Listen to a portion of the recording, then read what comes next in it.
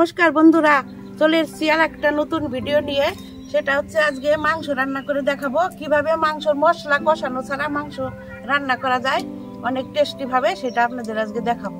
তাহলে আমি মাংস রান্না করার জন্য এখানে নিয়েছি আদা, রসুন, পেঁয়াজ, তারপরে শুকনো লঙ্কা, আলু, টমেটো, আর এখানে মাংস নিয়েছি। এদিকে আমি নিয়েছি কাঁচা লঙ্কা, শুকনো লঙ্কা, হলুদ, তেজপাতা, কাশ্মীরি লঙ্কার গুঁড়ো, গরম মশলা, গোটা জিরে, আর লবণ, আর একটু ধনে গুঁড়ো, আর সর্ষের তেল। তাহলে আমি এবার মশলাটা বেটে নিই। আর উনুনটা আমি জ্বালিয়ে দিয়েছি, কড়াই গরম হয়ে গেছে। এখন আলুটা আমি ভাজবো, ভাজতে দিয়ে আমি মশলাটা বাটবো। তেল দিয়ে দিচ্ছি, তেল গরম হয়ে গেছে। এবারে আমি আলুটা ভেজে নেব।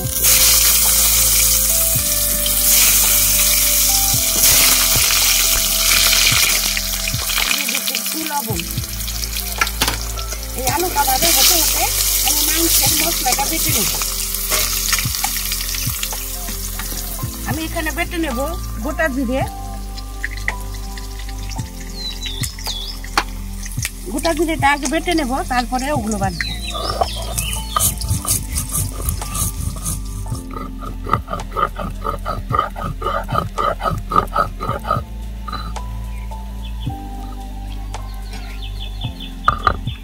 হয়ে গেছে আমার গোটা জিরে বাটা।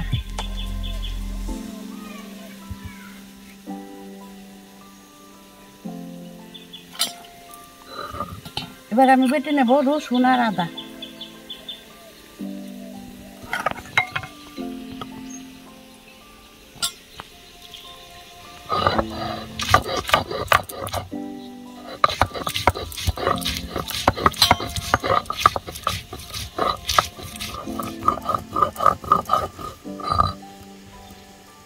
হয়ে গেছে রসুন আর আদা বাটা।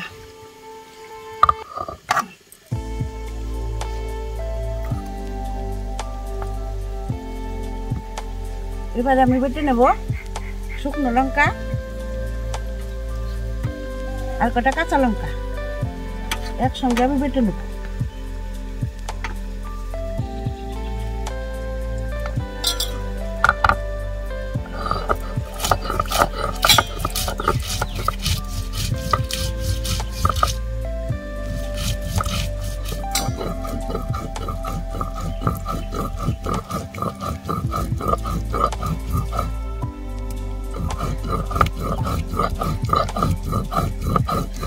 হয়ে গেছে আমার লঙ্কা বাটা। আলুটা ভাজা হয়ে গেছে, লাল লাল করে ভেজে নিয়েছি। এখন আমি আলুটা তুলে নিব। এরকম লাল লাল করে ভেজে নিয়েছি আলুটা।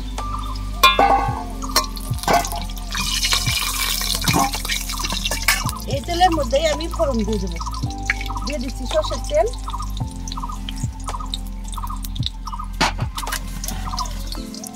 তারপর দিয়ে দিচ্ছি তেজপাতা,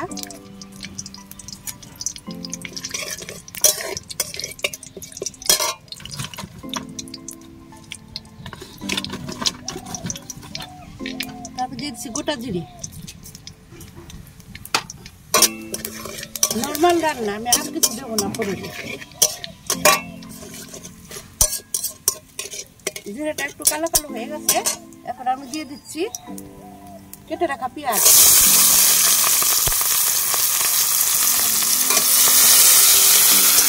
মশলাটা আমি কষাবো না, আমি পরপর সব দিয়ে দেবো। এবার দিয়ে দিচ্ছি টমেটো,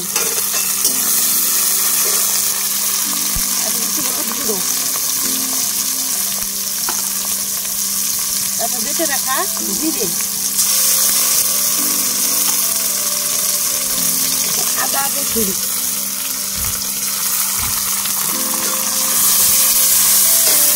তারপর বেটে রাখা লঙ্কা,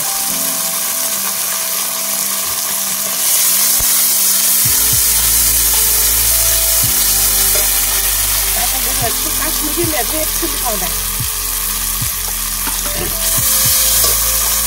আমি মাংসটা দিয়ে দেবো, মশলাটা কষাবো না।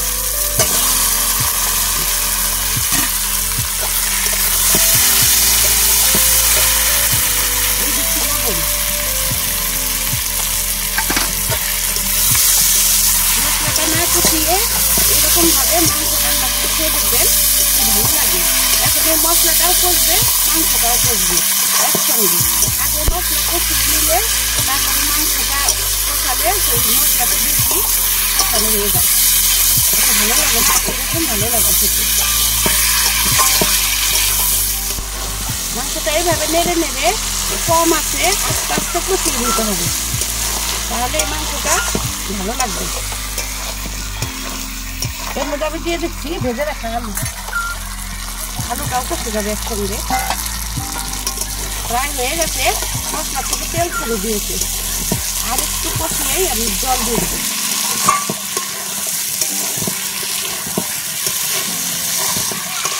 তলায় একটু লাগা লাগা হয়েছে, তলায় একটু লাগা লাগা হলেই মনে করবেন যে কষানো হয়ে গেছে।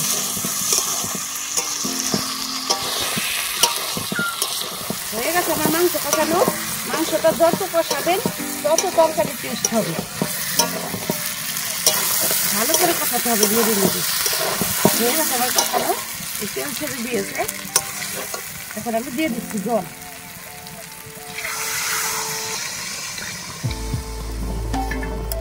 এই গরমে আমি একটু পাতলা ঝোল করবো, তাহলে ভালো লাগবে খেতে।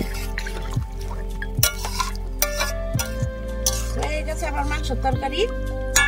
আমি মাংসের তরকারি আগে ঢাকি না, আমি পরে ঢাকি। আমি একটু এখন গরম মশলা দিয়ে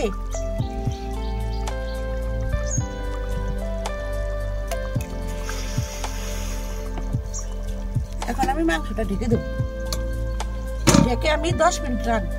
10 মিনিট হয়ে গেছে, এখন আমি ঢাকনাটা তুলে দিচ্ছি।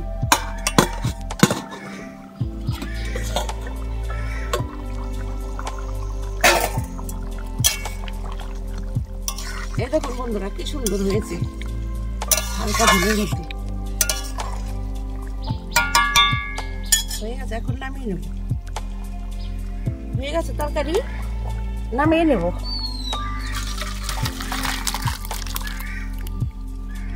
চলে এসেছি রান্নাঘর থেকে, রান্না হয়ে গেছে। এখন আপনার দাদাকে দিচ্ছি, খেয়ে দেখো কেমন হয়েছে।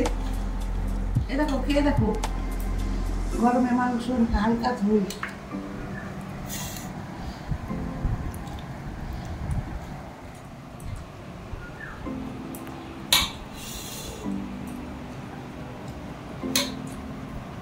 কেমন হয়েছে বলো? খুব সুন্দর, মাংসে হালকা ঝোলে খুব সুস্বাদু লাগে। নরম হয়েছে মাংস।